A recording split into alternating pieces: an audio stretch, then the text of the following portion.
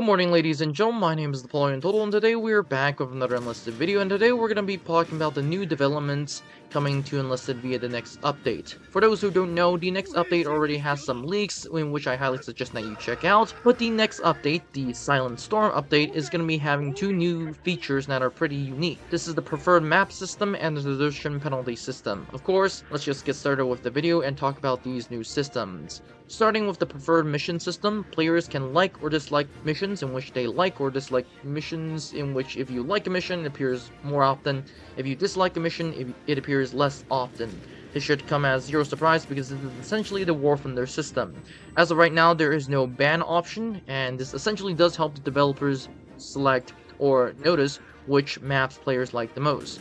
Now, there's something to note about this fact is that all maps are put into different sectors. For example, you have the Western Front, which is assumingly Normandy, the Battle of the Bulge, and of course Tunisia, and the Eastern Front, Soviet Union versus Germany, and of course you have the Pacific Front, which is America versus Japan, or hopefully Japan versus the Soviet Union coming very, very soon, I think. Now, there's something to note is that this is the War Thunder system, and if you played War Thunder, you know that this system has been used and is actually pretty significant, but it's not guaranteeing you that this will essentially come, or this map will essentially be coming. You will definitely get this map. It is almost like a higher percentage that this map will appear. And considering what Enlisted is, which has less players than War Thunder, I'm assuming that this will be not that enforced. And there's also another thing in which you can like 9 maps at a time and dislike 6 maps at a time on the Western Front.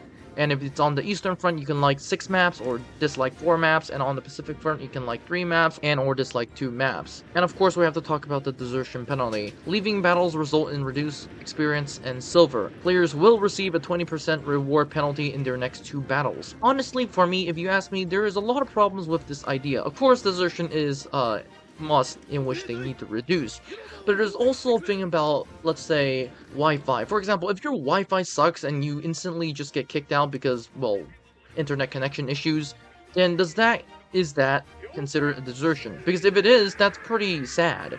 And honestly, if you ask me, people like me, I desert battles mainly because if I see a battle and I see no one's on the enemy team or no one's on my team, then why the heck would I play the game? Like, literally, I just quit and just enter another battle. Or in my first system, I like new maps, so whatnot, and I prefer the map that I like.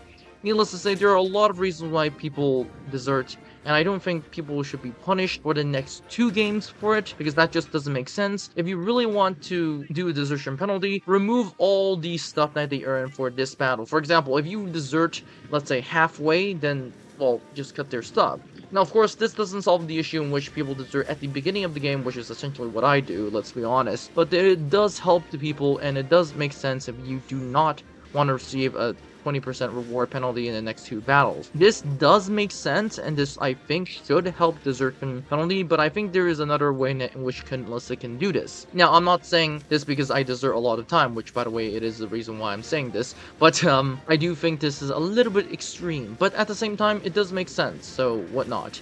And of course, it doesn't solve the penalty about people just play the game for fun. So if you have people who just play the game for fun, they really don't care about the experience penalty, so it doesn't really solve the issue about desertion. And not to mention the fact that if people leave the battle, well, your experience is not going to decrease if they max everything, so it doesn't really make sense in my point of view. But if Enlisted wants to do this, it does help the players who have just started the game, so that's great. That said, without further ado, this is all it for this video. Don't forget to like, subscribe, and join the Discord, and comment in the comment section down below of what do you guys think, and I'll see you in the next one.